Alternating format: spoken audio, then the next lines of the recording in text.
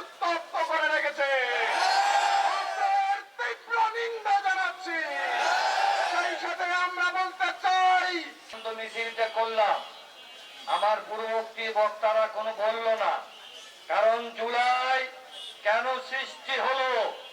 সুতরাং আমরা বলতে চাই, মাননীয় প্রধানমন্ত্রী তারেক রহমান, আপনার টোকাই বাহিনীকে থামান। যদি আপনার টোকাই বাহিনীকে থামাতে না পারেন, তাহলে গোটা ছাত্র সমাজ ছাত্রলীগের যে অবস্থা করেছে, ছাত্রগণেরা একই অবস্থা করেছে। হুঁশিয়ার করে দিয়ে আজকে বলতে চাই, বাংলাদেশে ফ্যাসিস্টদের জায়গা কোনোদিন হয় নাই, আগামী দিনে হবে না, হবে না।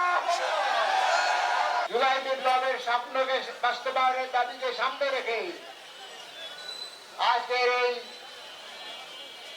মিছিল শেষে সমাবেশে সম্মানিত সভাপতি তাদের দল বলে জুলাই সনদ অক্ষরে অক্ষরে বাস্তবায়ন করবে, কিন্তু আমরা গত 6 মাসে কি দেখলাম?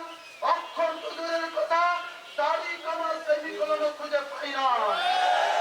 নীলফামারীবাসী চিরতরে বিলুপ্ত করার জন্য যে গণভোট হয়েছে, অবিলম্বে সেই গণভোটের রায় বাস্তবায়ন করতে হবে।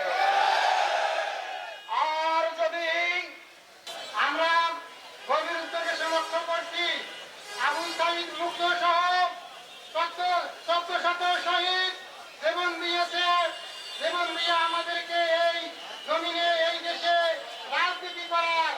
রাজনীতি করার মিছিল মিটিং করার